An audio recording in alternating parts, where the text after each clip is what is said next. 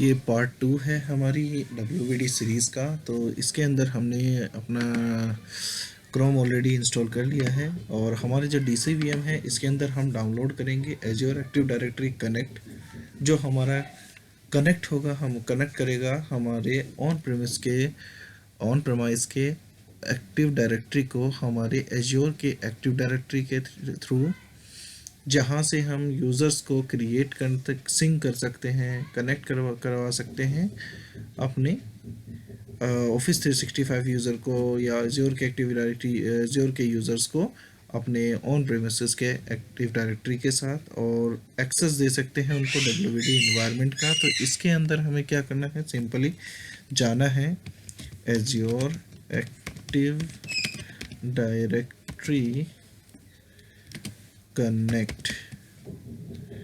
Okay, हम इसको download भी लिख देते हैं जिससे हमें जल्दी मिल जाए। ठीक है, ये हम डाउनलोड पे गए और यहाँ पे हमने डाउनलोड कर लिया है। क्या होता है कि कभी कभी बाई चांस कहते हैं कि लोग कि हमारे पास ऑलरेडी यूज़र ऑफिस 365 में या एज्योर की एक्टिव डायरेक्टरी में ऑलरेडी क्रिएटेड है, इसको इंस्टॉल कर लेते हैं, वो सिंक नहीं हो पाते। ये सही है कि कभी भी एज्योर के यूज़र्स जो होंगे या क्लाउड पे जो ऑलरेडी यूज़र्स होंगे वो सिंक नहीं हो सकते। आपको इसके एक सेटिंग होती है जिसके थ्रू उनको आपको कनेक्ट करवाना पड़ेगा। वो मैं सेटिंग आपके साथ शेयर कर दूंगा कि किस तरीके से हम कनेक्ट कर सकते हैं। ठीक है, तो हमारा एक्टिव डायरेक्टरी कनेक्ट इंस्टॉल हो चुका है। अब हमें सिंपली क्या करना है, हमें क्रिएट करना है इन्वायरमेंट, हमें अपना DC बनाना है। तो सबसे पहले हम एक रोल्स ऐड करेंगे। हम सिंपली जाएंगे add role and features, next next next, and यहाँ पे हम डोमेन सर्विसेज पे जाएंगे एंड नेक्स्ट, ओके नेक्स्ट करेंगे and next and install. Okay, जब तक ये इंस्टॉल होता है मैं पॉज कर देता हूँ थोड़ी देर के लिए। ओके, हमारा रोल अभी इंस्टॉल हो चुका है, मैं इसको क्लोज करता हूँ। ओके, अभी हमारा सिर्फ एक्टिव डायरेक्टरी का रोल जनरेट हुआ है। अब मुझे उस रोल के अंदर फॉरेस्ट जनरेट करना है। अब मैं एक्टिव डायरेक्टरी का पूरा इन्वायरमेंट क्रिएट करेंगे। तो यहाँ पे हम ऐड न्यू फॉरेस्ट करेंगे और अपने फॉरेस्ट का या डोमेन नेम का नेम लिखेंगे। तो यहाँ पे जो हम डोमेन नेम यूज़ कर रहे हैं, मैं एक कॉपी कर लेता हूँ यहीं से ही। ठीक है, इसको हम यहाँ से नहीं हो रहा है। ओके, हम एक्टिव डायरेक्टरी में जाते हैं सिंपली।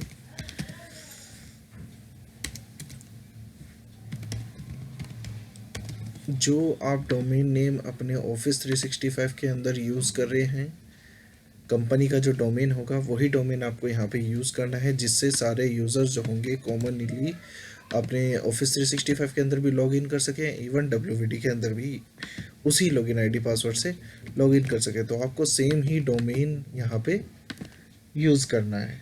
ठीक है, ठीक कॉपी नहीं हुआ है। अगेन कॉपी कर लेते हैं। जैसे यहाँ पे अगर मैं बात करूँ तो यहाँ पे है श्रेया 1405, तो आप भी यहाँ पे यूज़ कर सकते हैं अपना डोमेन, बट वो डोमेन हमारा ऑफिस 365 के अंदर भी होना चाहिए।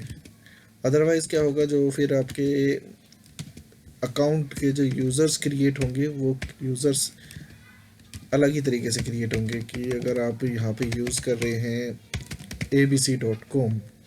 abc.com यहाँ पे यूज़ कर रहे हैं, तो आपके ऑन प्रिम में जो यूज़र क्रिएट होगा वो test.abc.com से तो होगा। बट अगर आप ऑफिस 365 में देखेंगे या फिर आपके एज्योर के एक्टिव डायरेक्टरी में देखेंगे, तो वो जो यूज़र होगा वो क्रिएट होगा test.abc. फिर आपका जो बाय डिफ़ॉल्ट डोमेन नेम होगा वो फिर .onmicrosoft.com, तो वो थोड़ा सा कॉम्प्लेक्स हो जाएगा, जो सही भी नहीं लगता है। तो आप वही डोमेन यूज़ करिए जिस डोमेन का आपको यूज़ करना है, यहाँ पे एग्जैक्ट डोमेन। ठीक है, तो यहाँ पे हमने यूज़ कर लिया। फिर आपको अपने रिस्टोर मोड के लिए जो डायरेक्टरी आपकी सर्विस है उसके रिस्टोर मोड के लिए आप एक पासवर्ड जनरेट कर लें कि बाय डिफ़ॉल्ट अगर कुछ भी होता है तो इससे आप उसको रिकवर कर सकते हो। ठीक है, नेक्स्ट करेंगे हम, फिर नेक्स्ट करेंगे ओके, उससे पहले एक चीज़ और कर लीजिए, ये बहुत थोड़ा सा इम्पोर्टेंट है क्योंकि मैंने बहुत बार फेस किया है, मैं नहीं चाहता कि और भी कोई फेस करे प्रॉब्लम्स को। एक प्रॉब्लम आती है कि हम जब भी कोई मशीन क्रिएट करते हैं, डब्ल्यू का इन्वायरमेंट क्रिएट करते हैं, तो कुछ दिनों बाद पासवर्ड रीसेट रीसेट नहीं होता है कि कभी भी आप जब भी मशीन आपकी डोमेन कंट्रोल हो जाएगी, तो आप कभी भी जैसे जो डोमेन कंट्रोलर मशीन होती है उसका पासवर्ड आप डायरेक्टली एज्योर पोर्टल से रीसेट नहीं कर सकते, वो आपको प्रॉब्लम देगा। तो आप उससे पहले क्या करिए, अपना कंट्रोल पैनल में जाके एक नया यूज़र क्रिएट कर लीजिए और उसको इस मशीन का फुल एक्सेस, एडमिनिस्ट्रेटर एक्सेस, मतलब आप दो यूज़र क्रिएट करके रखिए अपने, जो मैनेज करें इस मशीन को। ठीक है, एक बैकअप के लिए यूज़ रखिए और एक आपका प्राइमरी ऑलरेडी जो चल रहा है वो तो आप यूज़ ही कर लीजिए, पर एक बैकअप के लिए भी एक अकाउंट क्रिएट करिए, क्योंकि ये मैं बहुत बार फेस कर चुका हूँ। तो मैं यहाँ पे एक यूज़र क्रिएट कर देता हूँ। ओके, मैं यहाँ नहीं क्रिएट कर रहा हूँ, मैं कहीं और क्रिएट कर देता हूँ। Advance properties, okay, click here, users, मैं एक यूज़र्स बना देता हूँ यहाँ पे, मैं मान लेता हूँ मैं टेस्ट नेम से बना देता हूँ या फिर कुछ भी नाम से बना देता हूँ। और मैं मान लेता हूँ इसको एक DCVM के नाम से बना देता हूँ एक यूज़र। ठीक है, DCVM, यहाँ पे भी DCVM। ठीक है, इसका पासवर्ड मैं तो देख देता हूँ। ठीक है, ये भी हो गया। Okay, never change password, create. ठीक है, और इस यूज़र को हम एक्सेस दे देते हैं ग्रुप्स का, किसका, एडमिनिस्ट्रेटर का परमिशन दे देते हैं।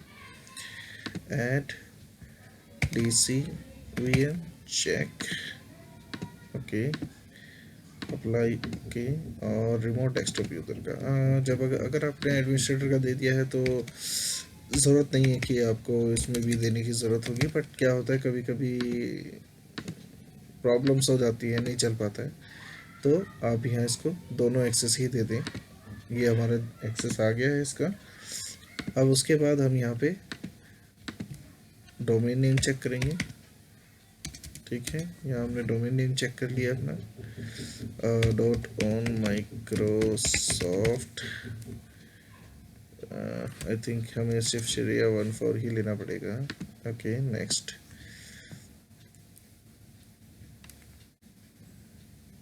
ओके, नेक्स्ट एंड नेक्स्ट, और इंस्टॉल कर देते हैं।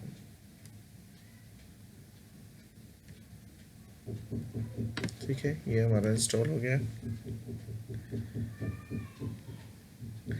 ये थोड़ा सा टाइम लेगा इंस्टॉल होने में, इसलिए हम थोड़ा सा पॉज करके फिर आगे चलते हैं। ओके, ये आई थिंक ऑलरेडी डन। इसके होने के बाद ये क्या करेगा, ये इसको रीस्टार्ट करेगा मशीन को, जिससे आपकी जो ग्रुप पॉलिसीज़ होंगी वो फुल्ली कॉन्फ़िगर्ड हो जाएंगी, इंस्टॉल हो जाएंगी आपके इसके अंदर। ठीक है, मैं पॉज कर देता हूँ।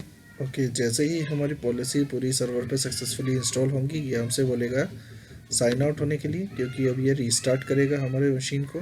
तो हम जैसे ही क्लोज करेंगे, अब ये हमारा सर्वर को रीस्टार्ट कर देगा और ये पॉलिसी अब अपडेट करने लगेगा। तो मिलते हैं नेक्स्ट वीडियो में। Okay, bye.